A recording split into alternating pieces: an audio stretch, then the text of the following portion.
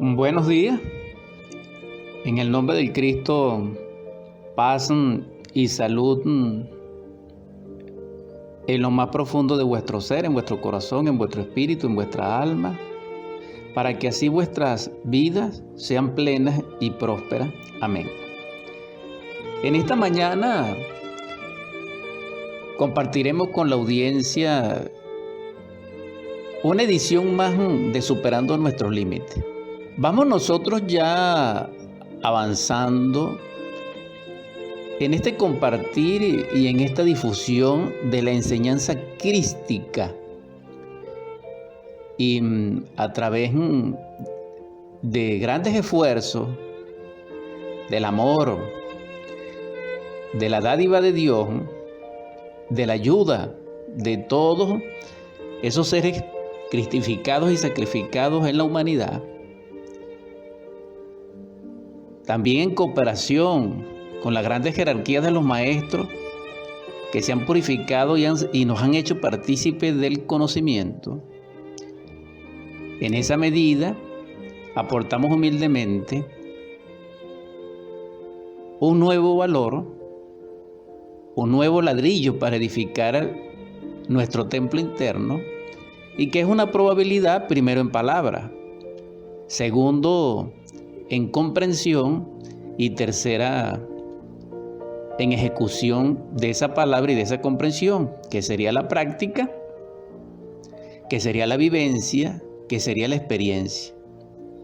Es decir, sería el ejercitarnos en obra o en edificación para así poder autorrealizar dentro de nosotros esa palabra, esa sabiduría, esa clavícula maravillosa que nos trajo y nos legó el Cristo, Yeshua Ben Pandira, nuestro Salvador, a través de su vida pública y de la cual nos deja el Evangelio crístico.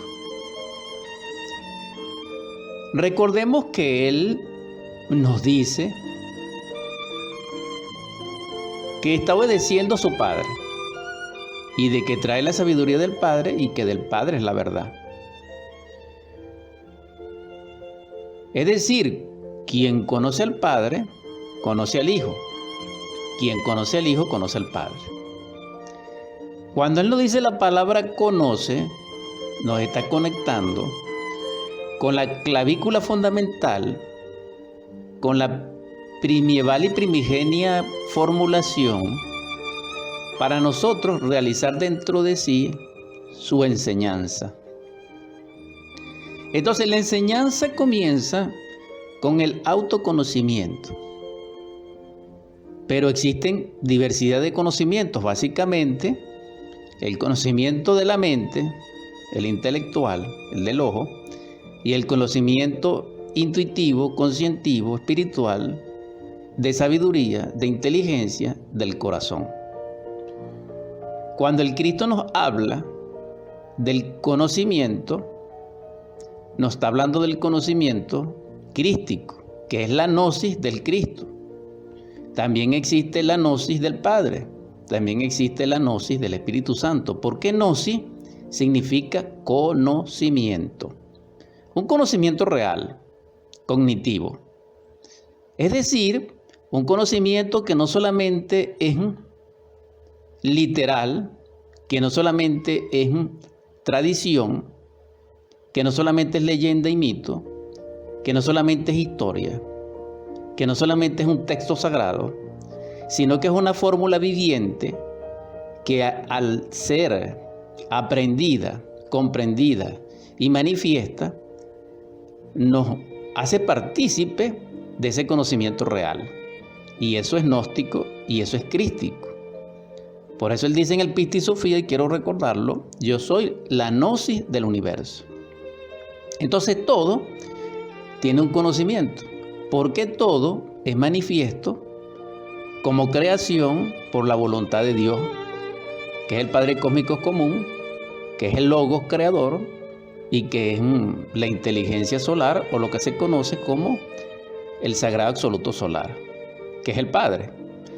Entonces vemos allí lo maravilloso de la enseñanza crística en su simplicidad, para que nosotros podamos entenderla. En este caso no dije comprenderla porque estoy hablando de a nivel público. El entendimiento es para cualquier persona, pero la comprensión requiere otro nivel. Porque existe el nivel público del cristianismo, existe el nivel mesotérico del cristianismo y existe el nivel esotérico del cristianismo. Cuando me refería al primer nivel, que es el nivel público, estoy hablando del exotérico, con X. Es decir, el profano, a donde las multitudes colman todas las iglesias, todos los credos, todas las instituciones beneméritas, etc. He allí la horizontalidad del cristianismo. Entonces vemos que cuando estoy hablando del cristianismo, estoy hablando en este caso externo, exotérico, de lo que la gente entiende como tal. Es decir, todo lo que nosotros entendemos del cristianismo con nuestra mente. Y que digo, asevero y recuerdo que en el estado de conciencia en que nos encontramos, estamos utilizando el conocimiento del ojo, es decir, el conocimiento de la mente, donde reside el anticristo. Entonces nosotros estamos autoengañados. A la luz de la verdad, estamos autoengañados. ¿Por qué? Porque el aspecto exotérico, público, profano, aunque cubre una necesidad de la humanidad, no logra llevarlo a la autorización íntima del ser. Es decir, nosotros los profanos, los que teorizamos y entendemos la enseñanza crística a nivel exotérico o público, es decir, al nivel de cualquier persona, no creamos dentro de nosotros, no edificamos dentro de nosotros el templo viviente para el Cristo. Y eso es hasta normal. Y eso es, dijéramos, un hecho concreto y definitivo, tanto en lo social como en lo particular.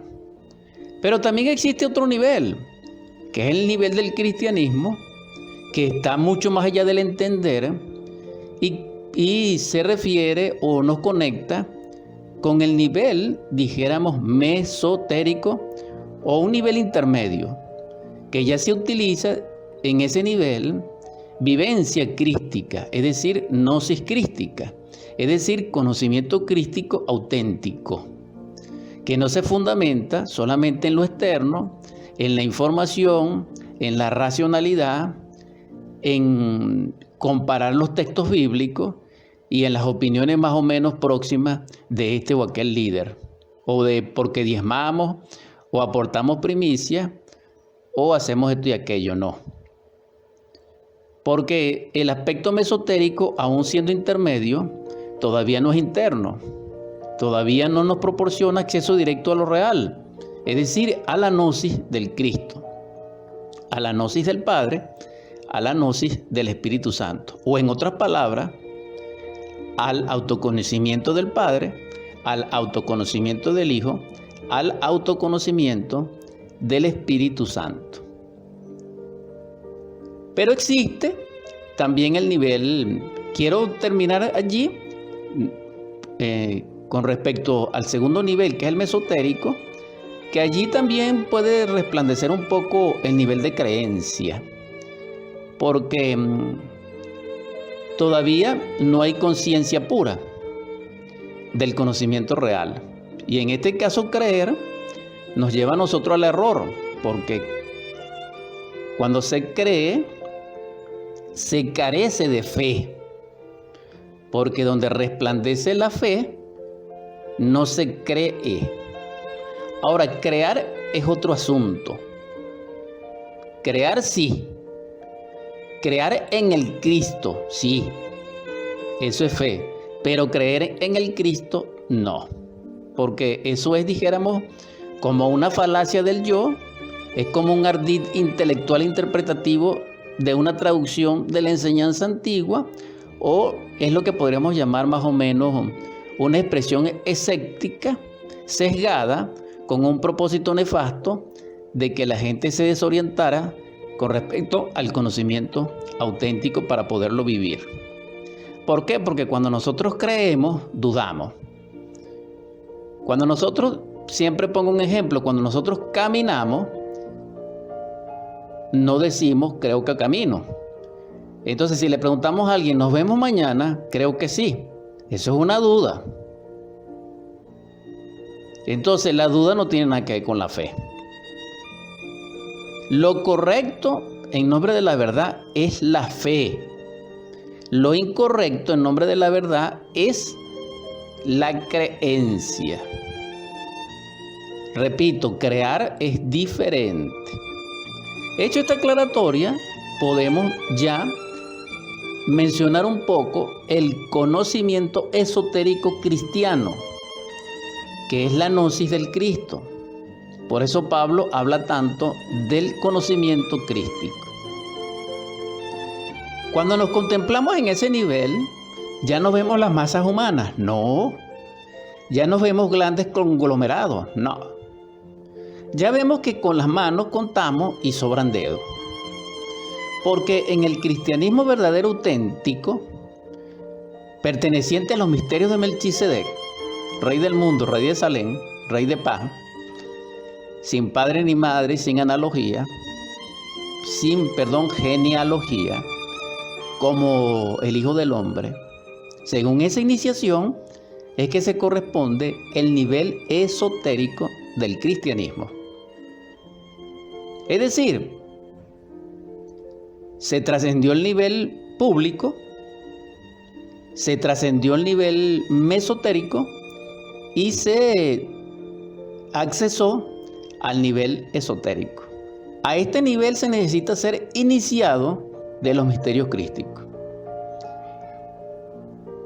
Es decir, un discípulo de la logia blanca o de la divinidad de Dios o del templo divino de la ciencia pura, o a lo que se conoce como la iglesia trascendida, que está regida precisamente por Jesús el Cristo como máximo patriarca y como salvador del mundo. Pero esto, hermanos, hermanas, no es externo, no. Esto no es físico, no. Esto es totalmente interno. Entonces se necesita ese nivel.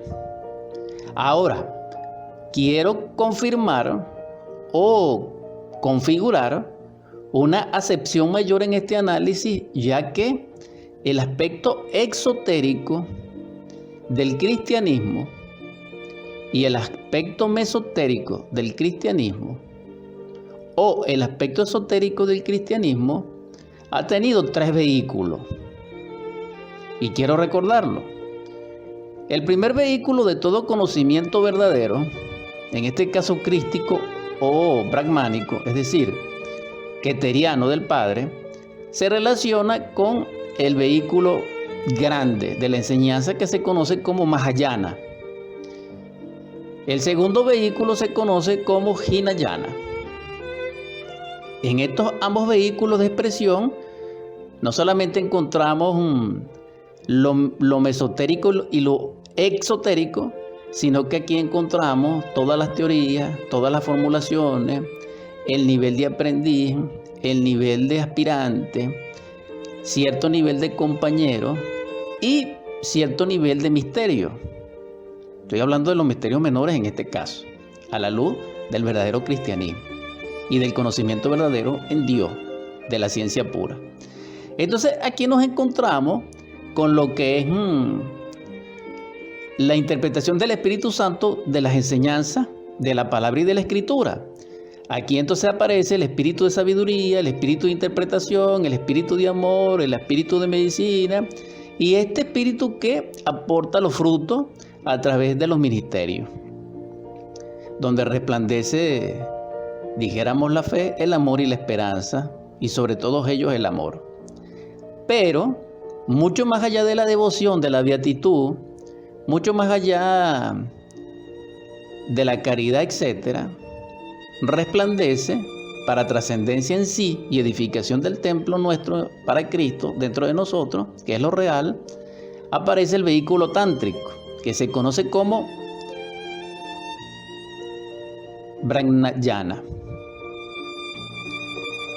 Entonces son 3 vehículos: Hinayana, Mahayana y Vajrayana.